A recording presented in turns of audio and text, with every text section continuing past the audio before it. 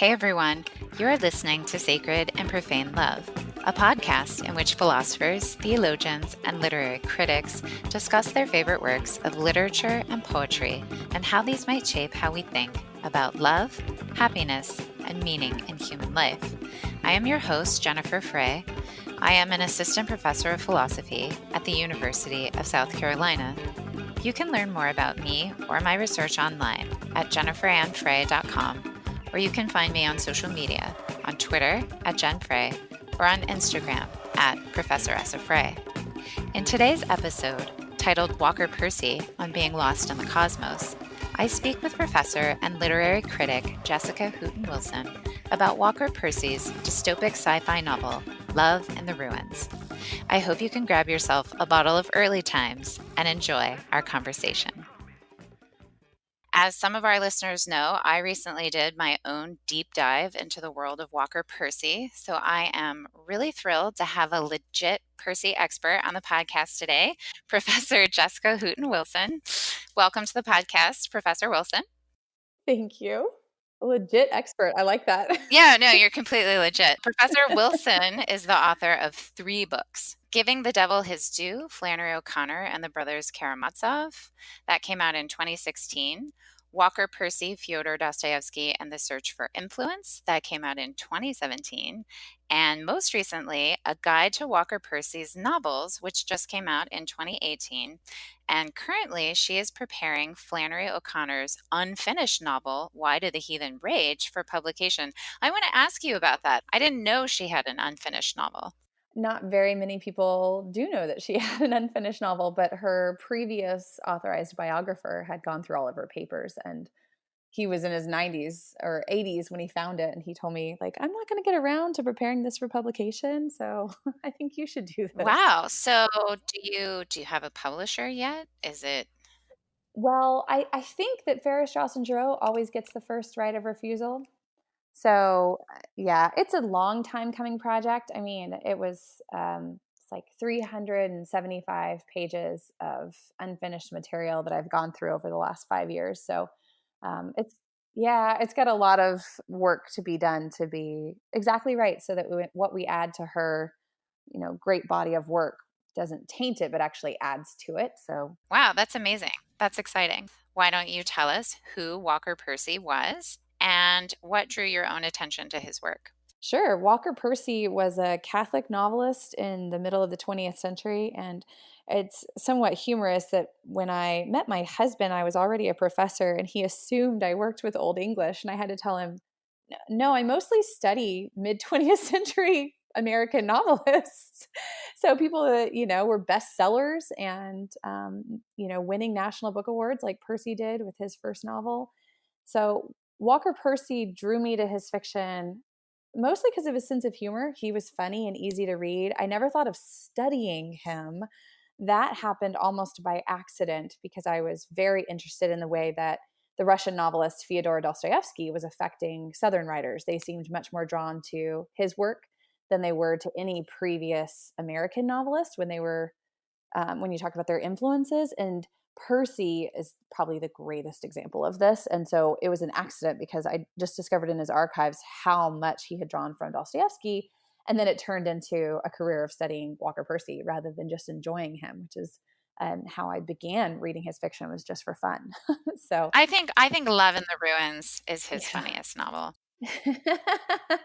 I think it is the funniest for where we are right now. It's written in 1971, and yet it reads as though we're reading it about like the 2016 presidential election or something. It just seems the most apt to where we are. I'm not sure if what the first Percy novel you read was, but like the moviegoer I think of as sort of like very serious and earnest. And then Love in the Ruins is this completely Yeah. different thing, completely different genre. Although, the themes are very much similar. So could you tell us a little bit about Love in the Ruins as a novel, sort of compared to his other novels? What makes it distinctive and what makes it a little bit difficult sometimes to read? Well, I think that you were asking me what I read first. I read actually the Thanatos Syndrome first. So I think this is an interesting way to kind of situate his work because you mentioned The Moviegoer, which was his first novel, and then I read Thanatos Syndrome, which was his last, but it's the sequel to Love in the Ruins, which is kind of there in the middle of his six novels. And so what you see with Thanatos Syndrome is he's writing almost like this mystery. It's written almost like television episodes. And I mean, Percy died in 1990, so his style from his first novel in 61 to when he died, right? Thanatos is 89. Just so much changes over the course of his novel career because he wasn't trained as a novelist. He was actually trained as a physician. And so when he started writing novels, he was trying to imitate people before him to learn how to write well because he never went to school for writing. And so the moviegoer, you really can see that. Like, here is someone who's trying to write like all the books that are winning awards that are doing well. And so the moviegoer is a novel of manners. It reads almost like a French existentialist novel. I mean, he's just imitating. And but what he discovered was that the reason he was writing novels was really about conversion. I mean, he became a Christian from reading novels, and then he wanted to write novels to convert people. I mean, he really says that flat out, that he wants to be an ass kicker for Jesus, is what he says. So he wants, yeah, he wants to be a moralist. I mean, that's what he was trying to do. And so his second novel, he tries to do that a little bit more, The Last Gentleman.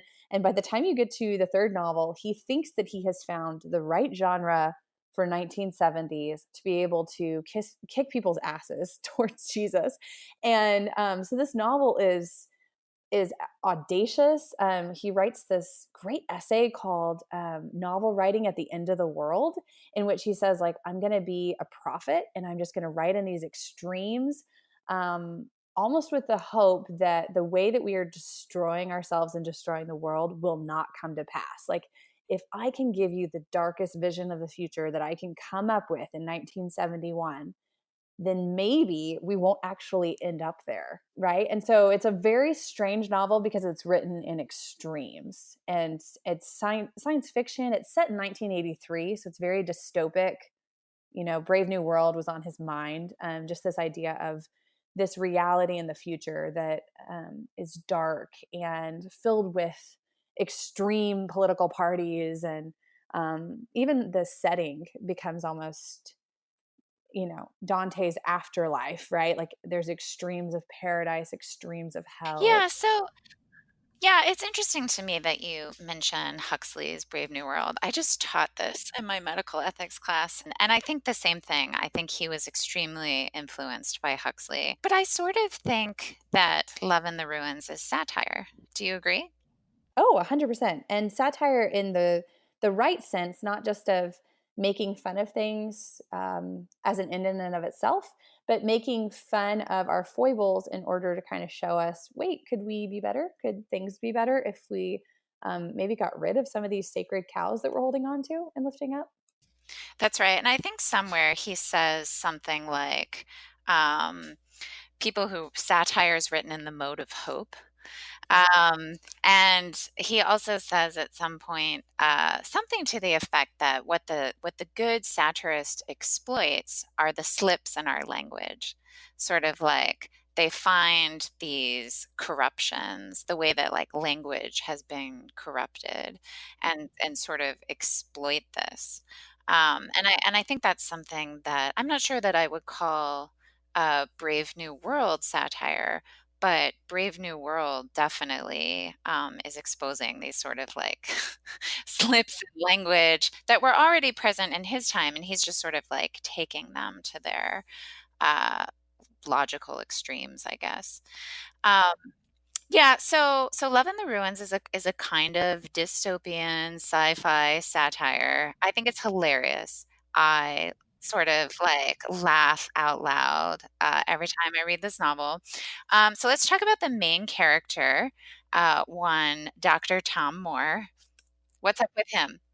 Well, Tom Moore, when the novel opens, he is a physician, but he's not really an esteemed Tom Moore. He's not like the 16th century martyred saint in that sense. He's not someone with a great reputation. In fact, he's more like an underground man in the middle of the 20th century. He is sitting in front of like a tumored pine, and he's afraid that people are trying to kill him with snipers, right? That people have rifles pointed at him. And so he's holding his own rifle in his lap.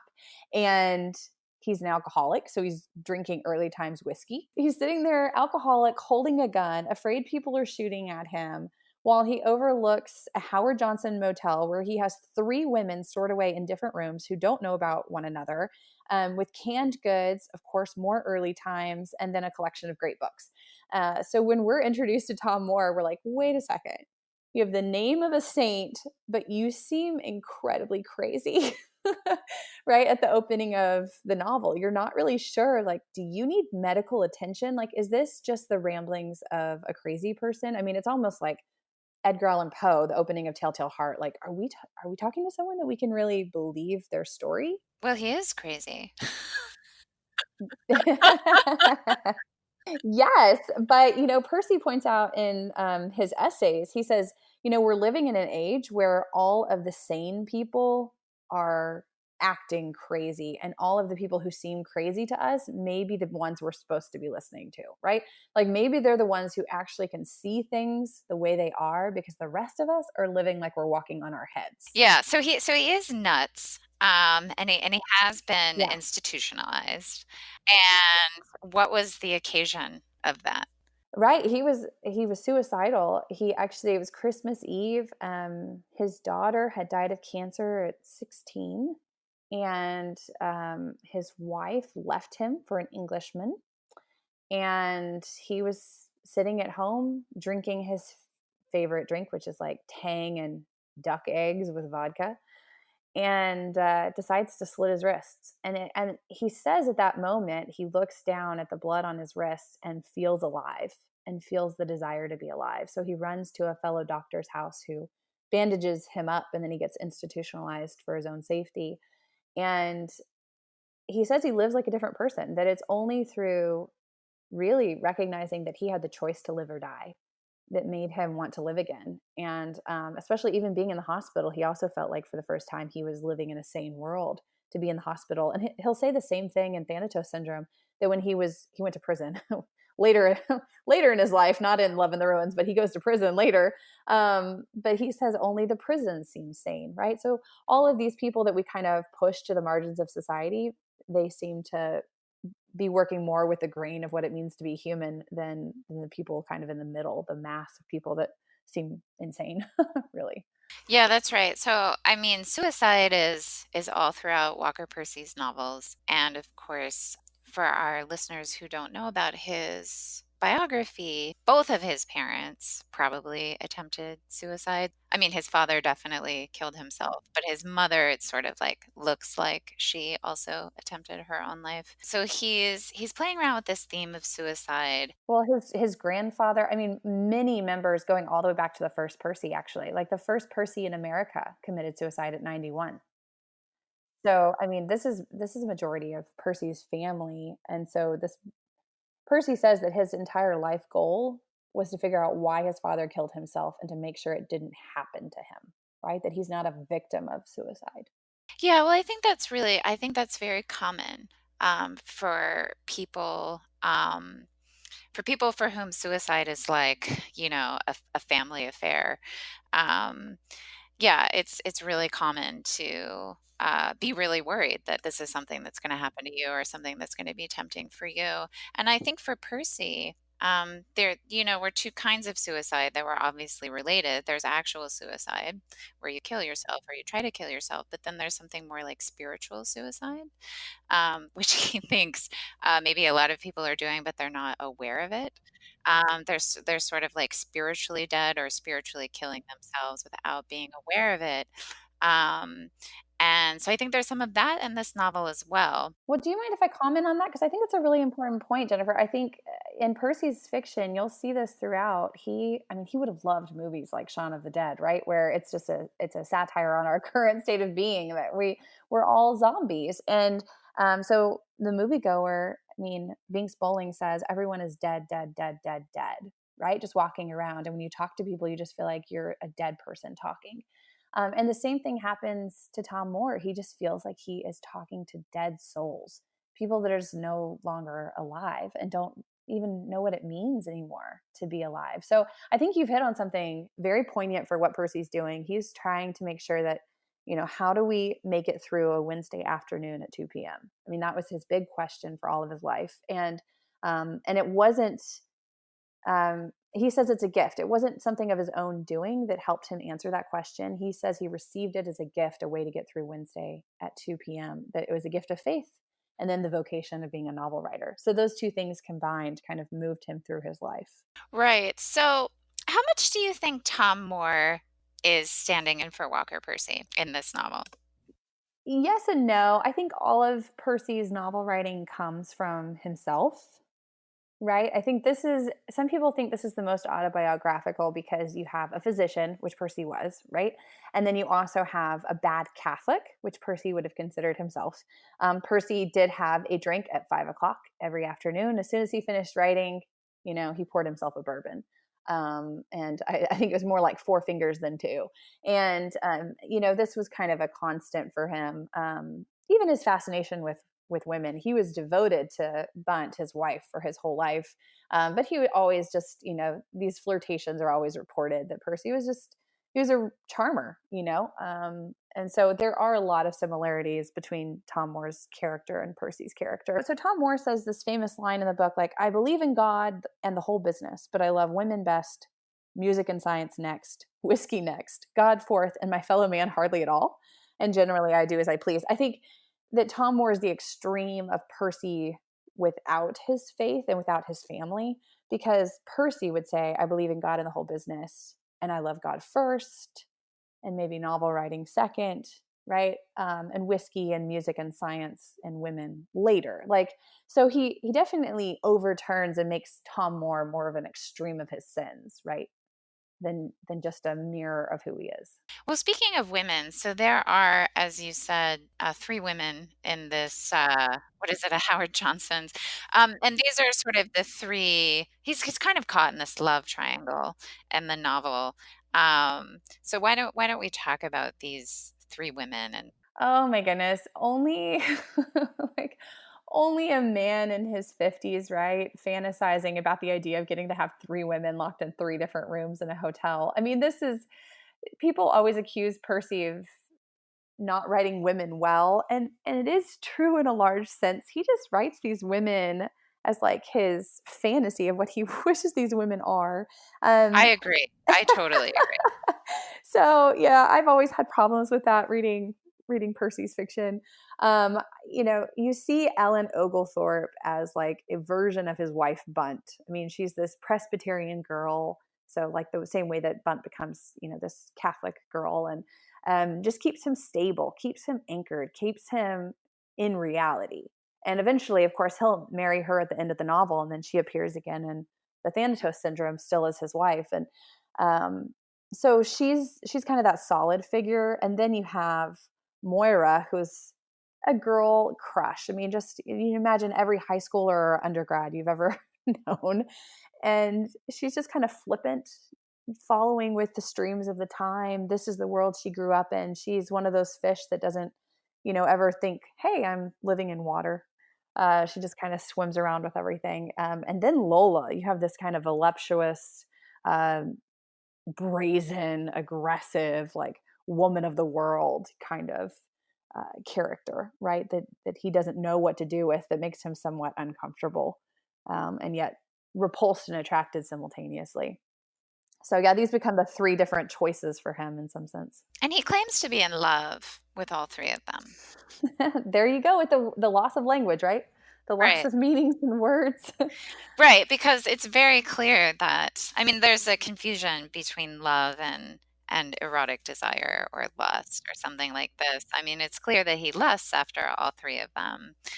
Um, but it's deeply unclear that he's really in love with any of them. Well, and I wouldn't say lust. I think he's actually asking a question about what love is, because there's lust with Lola. With Moira, it's like this innocent kind of appeal for like a puppy love, right? I mean, they constantly blush at each other and talk around things, and like it's a little bit more innocent. It's almost trying to get at this definition of like, okay, is love this? This little game that you play with the opposite sex. And then there's Ellen, this almost well, it becomes sacrificial, right? It becomes what love actually is.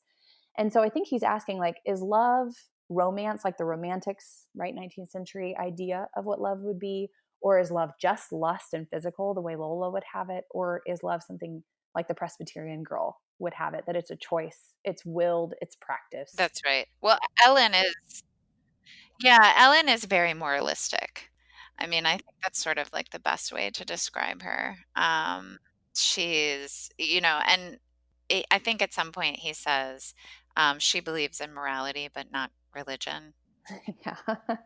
Yeah, she's the stoic character that he has in almost every novel. This character who knows the right thing and then does it, but can't remember the Right. reason that we do Right. it. Um, and Yeah. so maybe we should give a little bit of backstory about why they're in this hotel, why he thinks people are trying to kill him, and maybe also like he has this larger ambition, at least at the beginning of the novel. Actually, like it's maybe the first instance that he is crazy in some sense. So he has these scientific ambitions. So maybe we should talk about that too. Sure. I mean, the novel opens, and if I could just read the opening line because it's so fantastic. And it's a question, which is a great hook for readers, right? He just says, as a stylist, people always make fun of Percy's style, like he was too much of a philosopher and not an aesthete, but he writes well. And so if you pay attention, he just has his own style. It's not the same as like the moviegoer. But the opening of Love in the Ruins, now in these dread latter days of the old, violent, beloved USA, and of the Christ forgetting, Christ haunted, death dealing Western world, I came to myself in a grove of young pines, and the question came to me, has it happened at last? Right? So it's just this amazing opening. It almost sounds like a poem. But here he is thinking, he's basically diagnosing the Western world, and it is the time of Dante relived, right? I came to myself in a grove of pines. This is, Dante, I came to myself in a dark wood, right? So it's the same kind of opening. He's definitely trying to put things on a larger register, a higher register, and set his story in a world in which politics have divided everything, and the church is divided, and the church is participating in this division. Same with like Dante's Italy. And so he imitates this great Catholic writer, and you have the two sides of the political sphere being like the knotheads is the new party, right? Think conservative. These are, I think he says something like they have these certain pathologies associated with them, unseasonable rages and large bowel complaints. And then you have on the other side the liberals, the left papas is the group. And it's, they have their same kind of, their different pathologies, right? Sexual impotence, mourning terror, abstraction of self from self. And then the Catholic Church also is divided. You have the American Catholic Church that emphasizes property rights and plays the Star Spangled Banner at the elevation of the host. So everything is fragmented. Everything is an extreme. Moore even alludes to the line from Yeats' The Second Coming, the sinner did not hold. And so the world that he is in is very divided. And so he thinks that he can fix everything by paying attention to these pathologies that people are experiencing. So he creates a qualitative, quantitative, ontological lapsometer. Such a mouthful. And even like, yeah, his benefactor later in the novel says, such a mouthful, but it's supposed to be a caliper of the soul. It's a stethoscope of the spirit, is this metaphysical device that is able to calibrate, what's going on in your soul and the unseen parts of yourself, and cure, your conservative extremes, your liberal extremes, your religious extremes. And that's what he's trying to do with this experiment. He wants to say, I mean, he has a very like Faustian or proud stance where he's just going to save everyone with this technology he created. Right. I mean, his pride is, well, I mean, it's hilarious.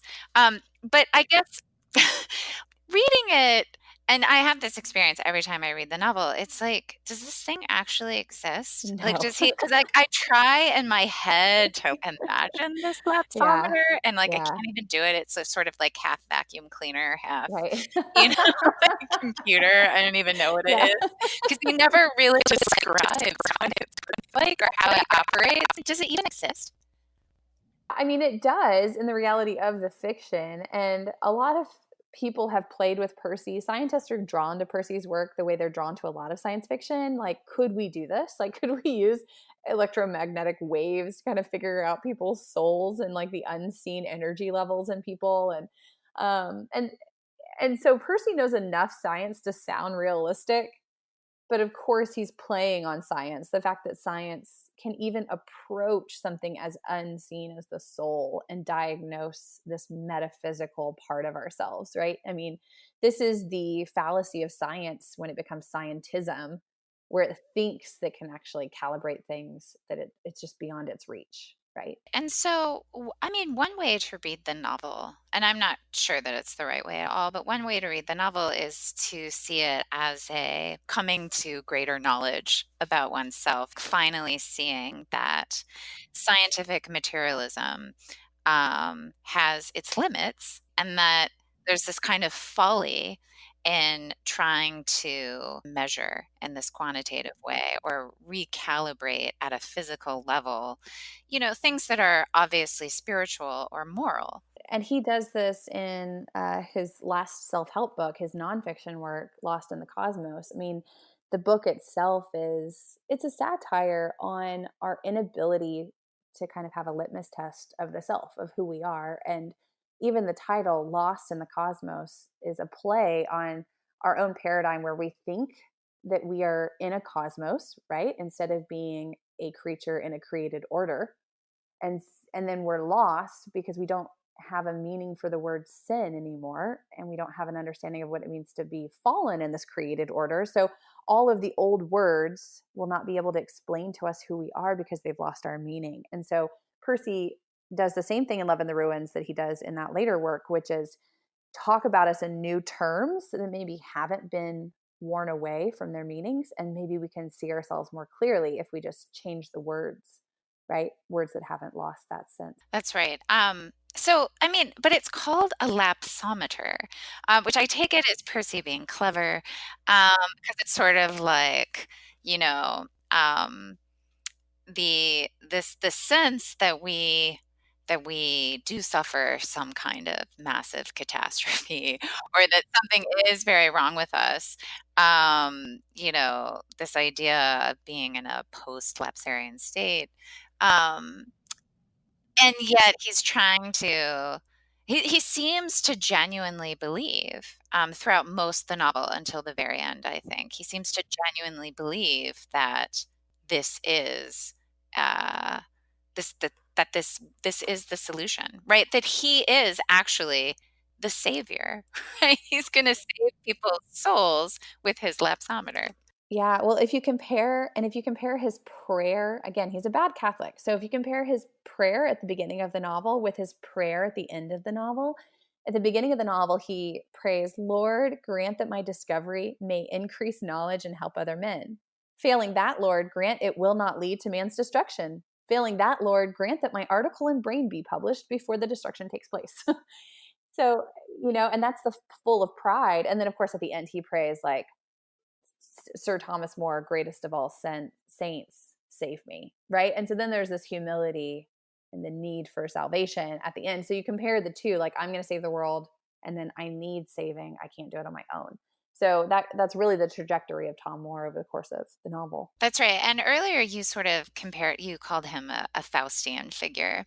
And of course, every Faust needs their Mephistopheles. And there is a very strange Mephistopheles in this novel. So let's talk about him. Oh, he's fantastic. Art Immelman. And he's a Mephistopheles, but I've also talked about elsewhere that he is a replay of Ivan Karamazov's Little Devil, right? In the Brothers Karamazov. Yeah, Percy models after that character. So you see in Ivan Karamazov, the devil is wearing kind of old clothes that don't really fit the times. And of course, Art Immelman is wearing clothes that don't fit the times and don't really, so he's trying to fit in with the culture, but he's wearing stuff that's like 100 years old. And Percy's like, that's not really the fashion anymore. He seems kind of out of place. Not Percy, Tom Moore keeps mistaking this figure and just assuming he's a regular like Jewish business salesman. But things like his band deodorant, he seems to wear a lot of it because he's actually trying to cover up the smell of sulfur that seems to linger in the air wherever he is. So and then he's always a reflection of Percy. I mean, he seems to, I'm not Percy. I keep saying Percy, like Tom Moore. There you go, the biography and autobiography, like mixing. Tom Moore can't see him for what he is. He can't see him as the devil. Instead, it's like, oh, you're giving me everything I desire. You're going to make my invention purchasable by everyone, and people are going to know who I am, and I'm going to have all this glorification from my invention. And he uses language that Moore loves, right? Like science to help all men, happy, joyous love to help women. We're speaking here of happiness, joy, music, spontaneity. I mean, these are the kind of speeches that he gives to, rile up Tom Moore to be on his side. He also is promising him fame and fortune, right? Yeah, and he literally signs a contract with the devil to be able to have his fame and fortune and wealth, right? Right. Which sort of contextualizes that prayer at the end because it's kind of an exorcism, isn't it? Yes. Oh, it's a fantastic way of looking at it. I mean, the whole time you're wondering what kind of, especially if you don't know demonic literature, like if you don't know all these devil figures that have prefigured this moment, you may not recognize Art Immelman until he says, "Drive this son of a bitch hence." And of course, Immelman gets kind of sucked into a vacuum of outer space in a sense, like he gets pulled away, like he really was a demonic figure that is exorcised from Tom Moore. Right. And that's kind of I mean that's sort of the climax of the novel. And Hmm. then I'll just ask you outright. I Sure. always feel like Walker Percy doesn't know how to end his novels. Yeah. Like some people are really good at that, and I feel like Percy just not so much. Well, I think but you know what? I also think it's part of his true philosophy, right? That we're always in process. So any sense of ending is unreal. And if you're a mimetic novelist that's trying to imitate the world we live in, how hard is it to write an ending when we don't yet know the ending of the story? All of us are in the middle of things. And so for Percy, he can kind of create a story of beginnings and he can play out the process of the middle, but he knows that Tom Moore is not done. I mean, that's why Percy writes sequels. I mean, two of his six novels are sequels because he's just trying to figure out what happens next and what happens next. And it's a story that just keeps on telling. And even with the moviegoer, he has an epilogue, right? I mean, so there's this sense of like, okay, the story is going to continue. How do you write about someone whose story is past one moment? Because all of this, okay, so the moviegoer takes place Mardi Gras, like it takes place in only a few days. And then you have Love in the Ruins, July 4th through July 1st. I mean, he writes it kind of backwards. We start July 4th and then he kind of unpacks what came before. And so it takes place just in a few days. And then the ending is 5 years later, Christmas Eve. So we're back to a Christmas Eve story to kind of redo, the moment where he committed suicide, attempted suicide. And you get to see him different and you get to contrast that. But to just have July 5th, I think Percy feels like that would just be left wanting. Like, we want to know, is this figure going to live? Right? The world has not ended. In the whole book, he was wondering, like, would I be happier if the world ended or if it didn't? And which is a strange question, but it's a very Persian question. Are we going to be happier if the bomb falls or if it doesn't? And right. And so you have to kind of see him 5 years later living out Christmas Eve again and see how he responds to it. Tom Moore is this really fascinating figure because on the one hand, he is so wrongheaded, right? He thinks he has this material solution to a spiritual problem. But on the other hand, he's actually really good at diagnosing what's wrong with people.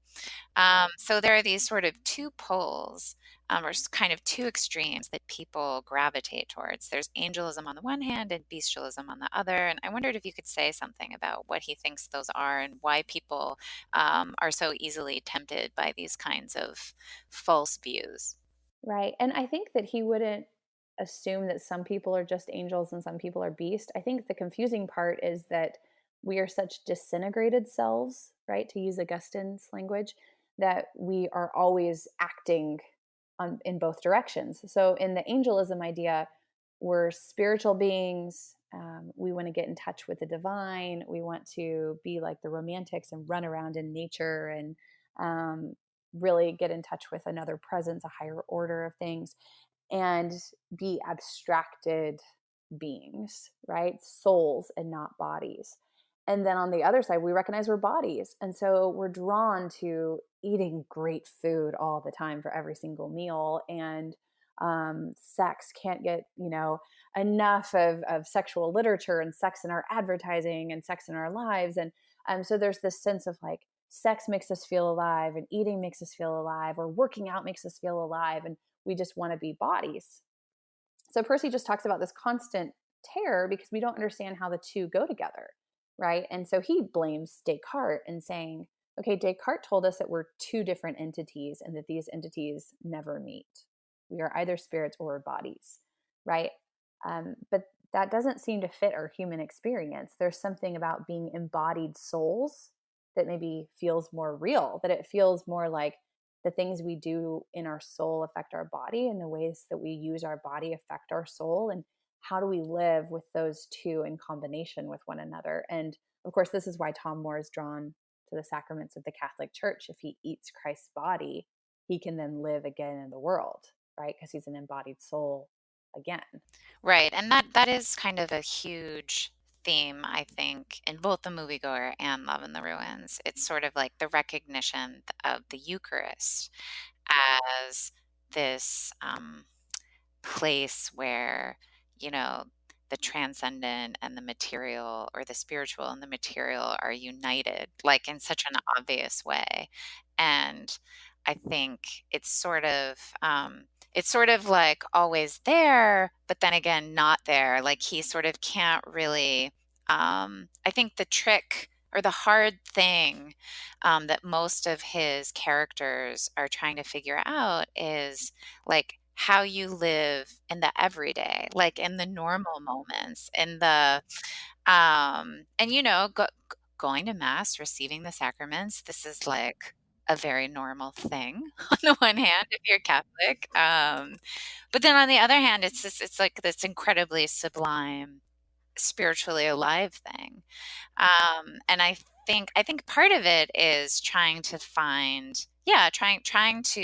out how to live, um, maybe as you said, both angel and beast, both animal and spiritual creature.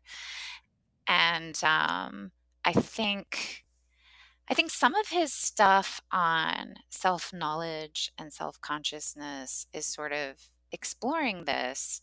Like, I mean, I'm interested in what you think because I know that you're writing about this right now. But like, when I read Lost in the Cosmos, I sort of thought it was like trying to explain different kinds of false self consciousness, like different ways of being in the world that are like obviously off. And so it's like a series of different diagnoses.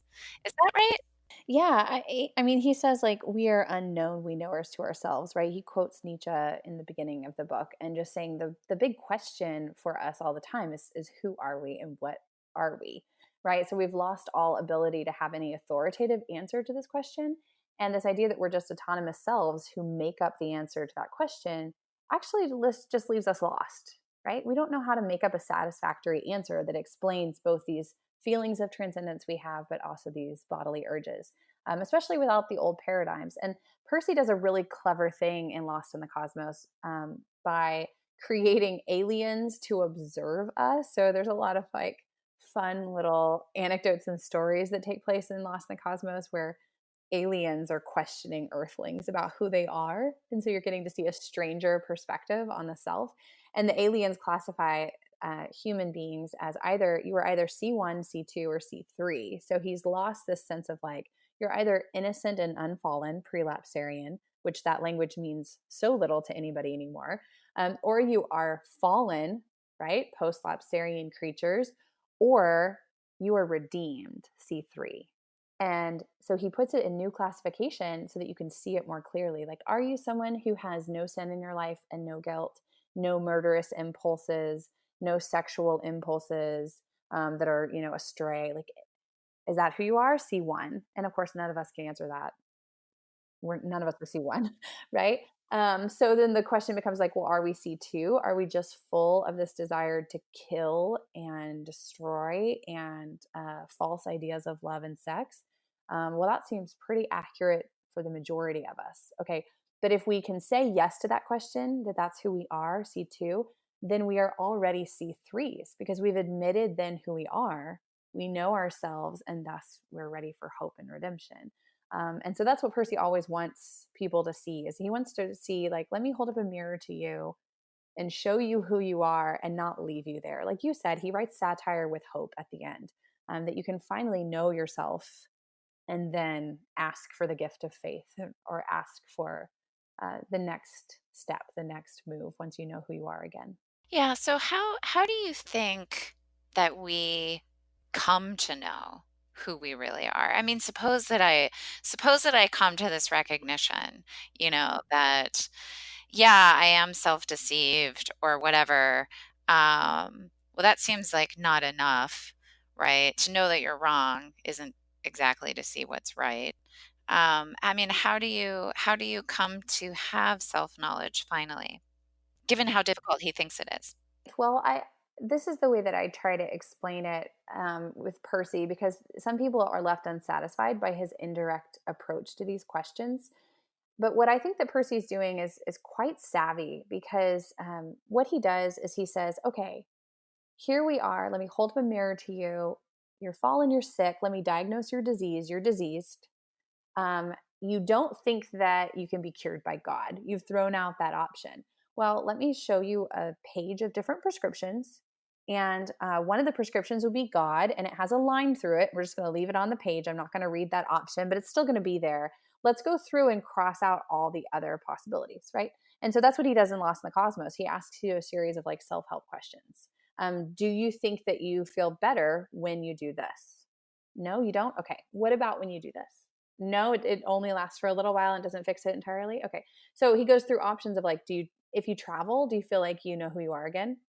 Well, yeah, for a little bit. Like it's a little bit of a high, a transcendence, a way of seeing yourself. But as he crosses out every option, it's kind of like tipping over every sacred cow until there's only one standing. And it's that option you thought was not a reality. It's God. It's the Catholic Church for Percy. And it's the only thing left standing after Percy tipped everything over.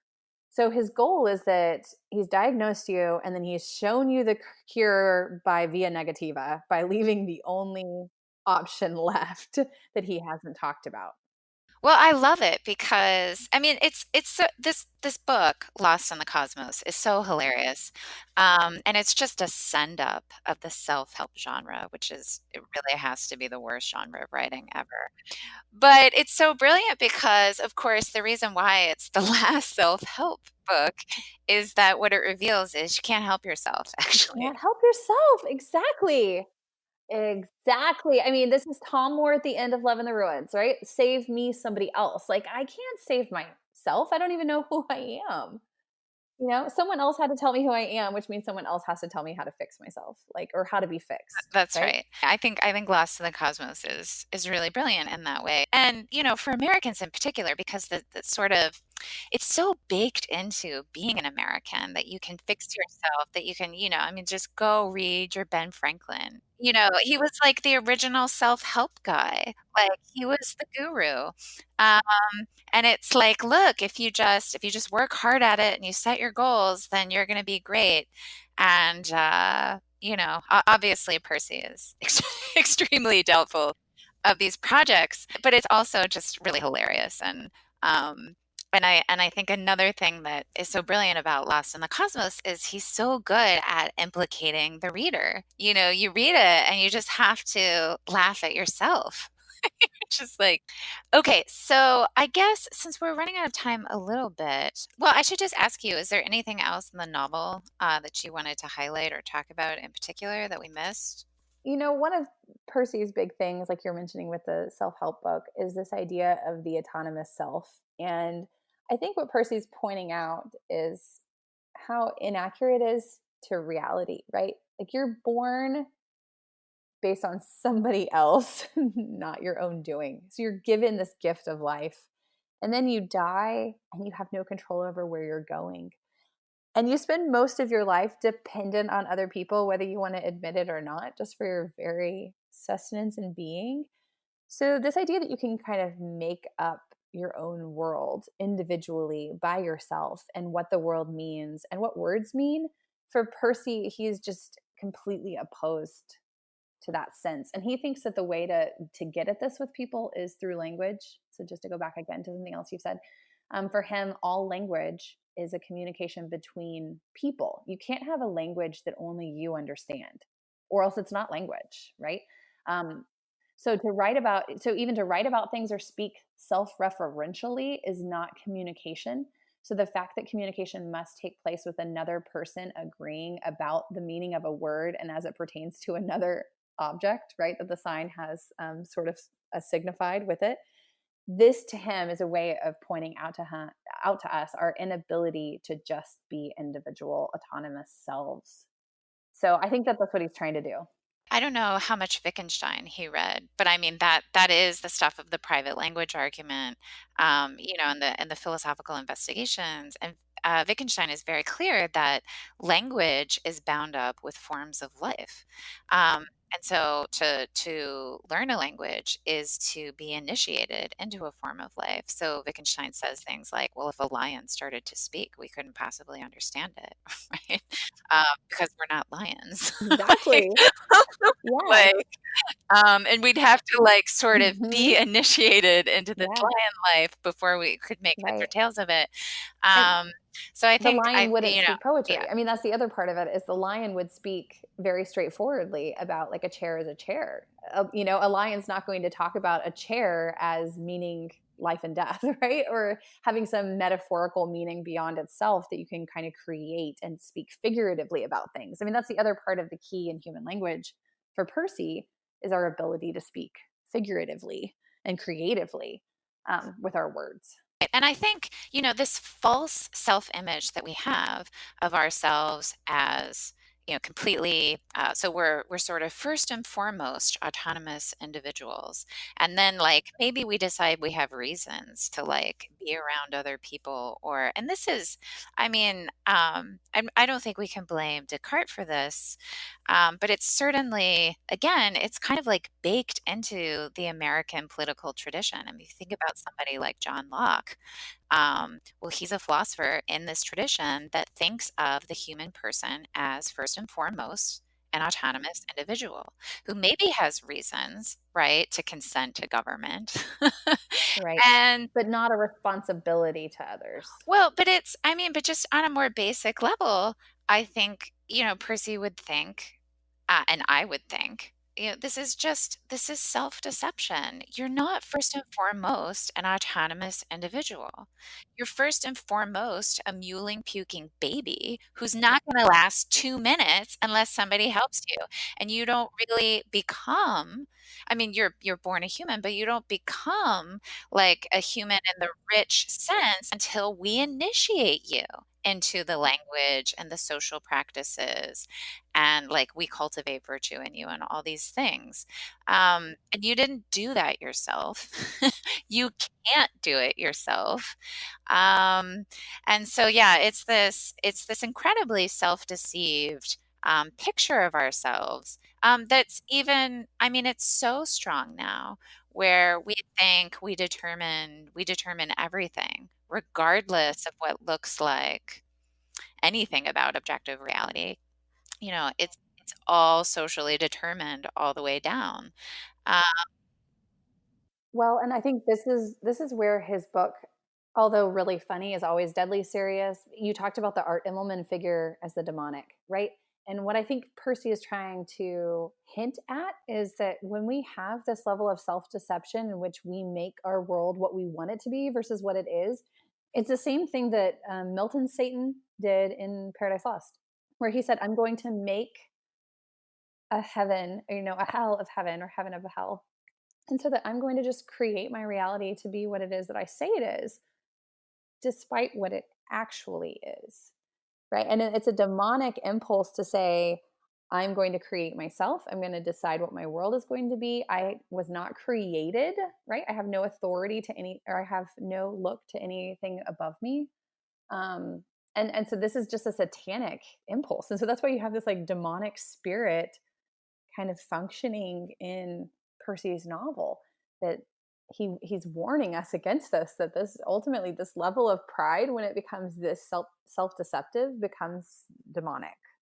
And that's why you have the violence, and that's why you have the extremes, the apocalypse. Like, we're going to just destroy everything if we live this way. can I ask you what your favorite Walker Percy novel is? Oh, yeah, for a long time it was Lancelot, not sorry. I was gonna say, for a long time it was The Last Gentleman. The only one I hate is Lancelot. Oh, okay. Yeah, I don't like Lancelot either. I hate that book. I hate that book so much. Even writing on it, but I get Percy's point. Like, that book is so disturbing. He's trying to be like, okay, if you're disturbed by this, there's still hope that you're human. And it's just so dark. But I love Last Gentleman mostly because of the ending of The Last Gentleman, which I won't ruin for people who haven't read it. But it's one of those books that just, I mean, I could read the whole ending aloud again and again and again. You talk about this responsibility to others. You talk about the mystery at death. Like, the, you watch a death, and it's just, yeah, it's a beautiful journey of the sacraments. It's so funny. It's written like a parody of the Odyssey, set in the South.